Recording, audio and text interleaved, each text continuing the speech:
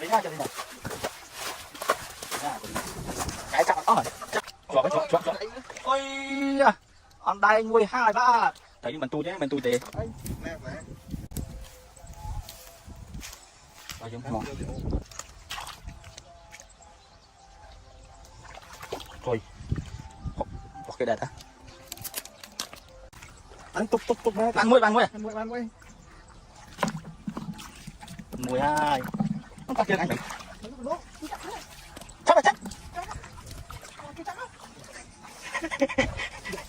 Này nó bảo. Cho bạn mình dùng đáy này, xin món này. Đẩy mẹ đây.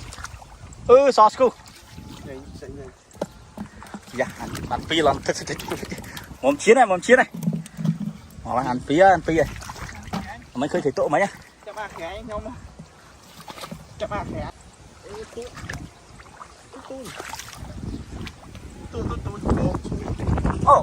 Thọt rực. Ăn đi ăn. Ăn này. Khẽ này, ông chậm ăn khẽ. Mưa ăn đi tung. Chiên. Vậy đây. Trời. Sauce cu. Chơi nhanh nhỉ. Anh thọt đó. Bà hôi vậy. Này. Thấy cái. Tung. Trời ơi, chẳng tung bán được tao ấy. Trời ơi, ai chẳng tung đúng không à. Trời thầy tụng nó thế nào vào đây. Thấy cái đấy. Hợp lý nha, bên chiến này.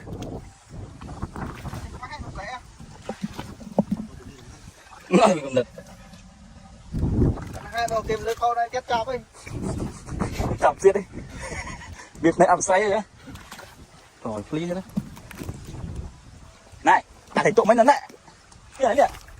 Thấy tên nào vậy? Còn là chốt mong mấy lòng phải ao lên chứ. Còn khuyên nhiên là chắc là phải ao lên mấy nha. Nghe nói nhỉ?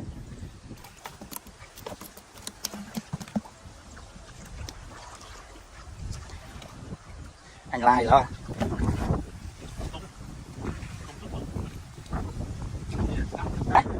Ôi, chăm tung ăn hả? Có một mặt lời. Hảo à. Phọc mà cần nấu anh chăm tung trước. Còn giấy. Anh tụi bà đây.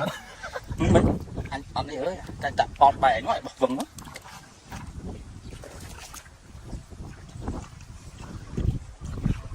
Này. Nó này phạch mấy này. Này làm khôi ta lại. Mà này mắt, giờ tụi mới sất.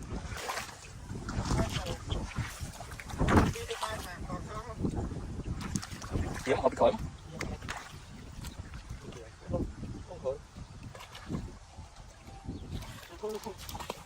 Mình chậm nó chọn đây nè mùi nữa. Giờ thông á. Có thể cái thọt đấy vậy. Mà này chặt thọt đa, thấy việc thọt đây. Đậm chinh pha chứ nó. Đó chú. Sập sai chất kẻ pát á. Chưa vô đi, chắc là thì tôi khơi mấy một thanh cho nâng mấy nhỉ. Rồi cu được sáng nâng mấy nhỉ. Kẻ anh. Ngọt ấy. Thầy là cô là kiang nữa thầy. Thôi pi. Nó khỏi về nhỉ, chạm bóng luôn nó khỏi về nhỉ. Ăn. Khơi cu đấy những món không, đàn chương món không.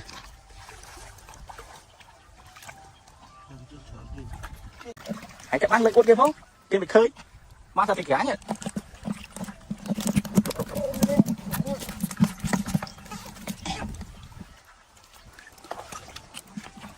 Chạm nó cho nó là quay thầy tụi đấy.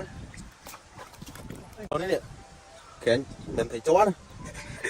Xí này, mình cái là con này. Cái này bác mình ngọt thanh là con đấy. Ôi, mà ăn đi. Ui, nam ngoài, nam cũng nam ngày. Tụ. Đúng rồi. Lần đó này. Nó lại khơi mình nó lại. Mẹ ơi. Còn Lú điện. Đi tụt tiếng này. Không được nói tiếp. Không phải tụt mình không được. Bạn hôi ó hòn.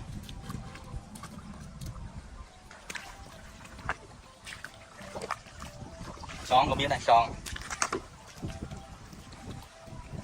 Đi nha, chân vàng là chiên nấu vào cái hết.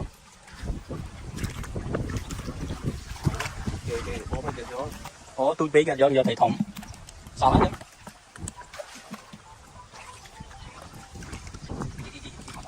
Đi tôi bà thầy đi.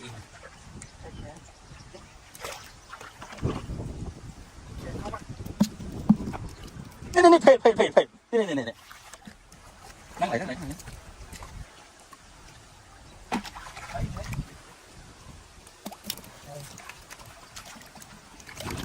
เอาไปผมเลยcố ba nói tục tí đấy o đó nè Snail thì quay lấy nữa em ơi tục nó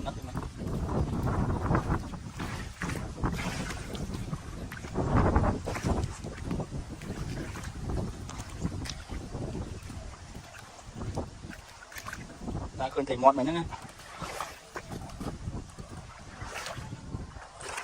anh cho con được cái đây anh cho con tay cái đây vì chặt cái vậy đi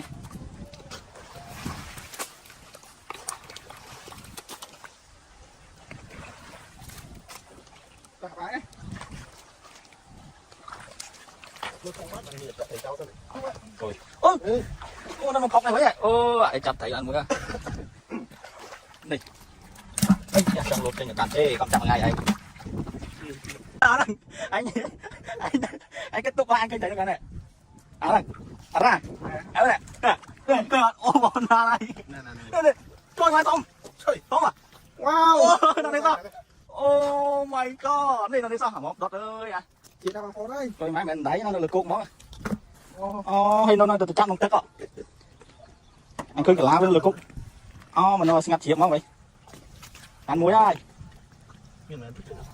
chỉ nó mình ra mấy nó nuôi chứ đó anh đi lưỡi cục xé nhỉ chết ong tết nó bao là chứ mình những đau lưỡi cục nó còn cặp ở đầu này cặp cô đừng một cái phải được tôi nhận giá chốt chạm mà nè chết đây mà đào một cặp cốt thì tay khơi thấy với mọt thấy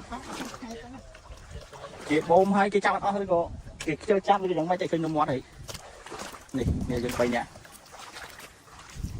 đi chạm mấy bạn con đi này hả tung mới tiếp bạn ô chị đây ôi dừng chạm toàn on đây cả nước nặng tìm án cả nặng tìm án sẽ đi bay đi buôn này đi pram chứ này cái pin nhẹ đây con máy tật lê hay thấy po mó lấy pin nhẹ đây còn riêng hai còn cho bạn được vo đây mà pin nhẹ mau hai bạn lấy ba chân riêng hay toàn khơi tây na pom chiên pom miếng pom pếch mau phong cú của họ món riêng cho người ta khơi là tây virus anh khơi tây pom chiên pom miếng pom pếch mau phong tóm sân không bị chéo không sang tức là một ớt này hả giờ đúng không rồi bị rác hai bà pin nhá đây của con nó chơi thùng rác ba tiết ba to tờ vào đấy nó càng có chạm đam ao đấy tam tờ ná chứ chạ thịt osmo chạ thịt osmo xong rồi chạ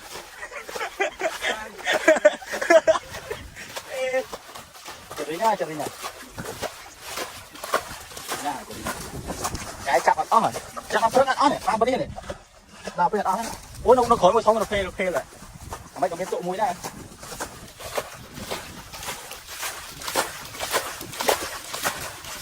mà sưng không pin này bán đi chắc làm cuốn này chắc khói làm cuốn này với cái mà xếp mà nó còn bán xe này thế này tham đây tích màu bình rồi đây tạo pi với nóng ta cuốn rồi bị áp đạch này chặt thì tụi này nó muốn nó bọc ố nó thấy nó tụ sao khơi tu chẳng ấy tại vì chụp to này chặt pi đại ăn trong đó này phần lư thôi một mình mình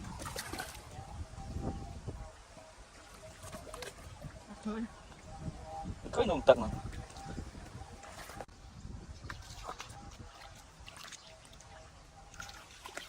chọn ôi ăn đây mua 2 3 thấy như mình tu chứ mình tu tệ rồi mình tu chẳng cái này mà tay chị đánh thấu vào còn có chứ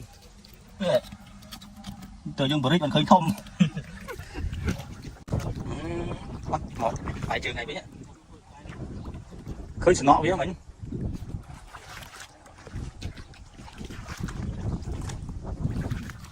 à phê toàn bách để chở là phê bài hái mấy tân nào này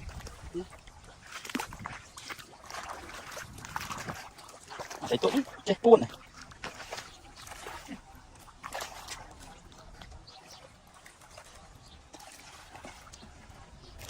cái tụng này hả à mà nó anh này với ơi anh ui vì là bột bát anh tham liên tấn mấy này dạ món thì ở small vậy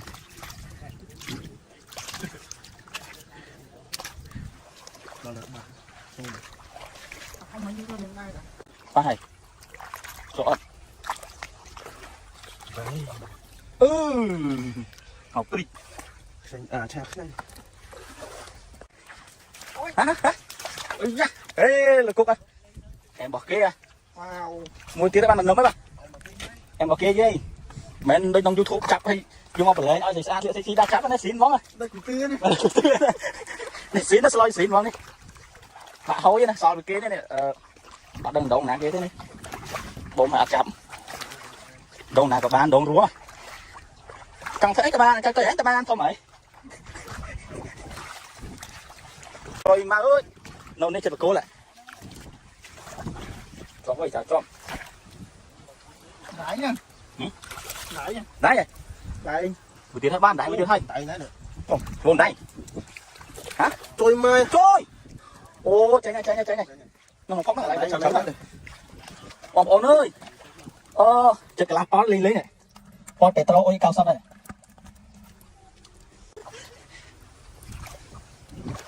bạn đọc cái trên luôn không nhỉ đấy đấy trời ơi thôi mà có gì gì sấy ô sấy con à đi con ô sao vậy anh đấy con thông buôn phải mày lớn này trời ơi cho mà thay đồ ô phải tiền giá nó cái đi ôi anh chọn tung tôi này chuột đây chui cái đi thay vào đấy tung chăm tay đấy tôi chứ không này này anh cho mình cho lưu mới này còn là chắc mất lớn đã to được không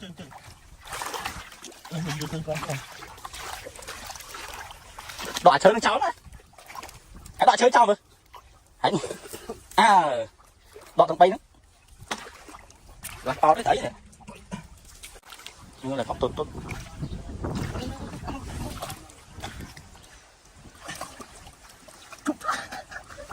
hai phần mắt tôi mới chặt đi nhá đắng chặt cái chó tao ở cái hàng này cái hàng này tập giật đắng anh bọt sọt ơi anh vẫn về đây vẫn về đây để đặt phụng mà làm cái đồ mà còn mang to nè ở cho bữa cho thì tập phi chạy chừng mỏ bạn thấy tụi thông này chơi nhá ngoài cái gì clear nhỉ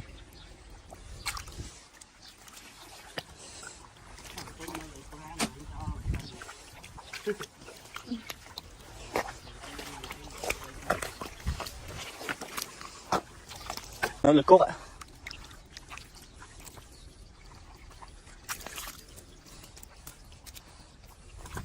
cốt tụ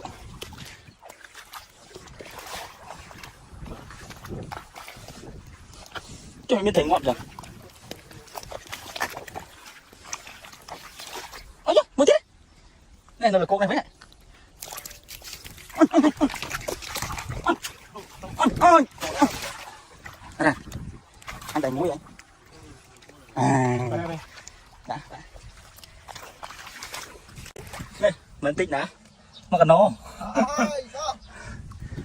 bye bye thì đó xong rồi chạy thì đó xong rồi chạy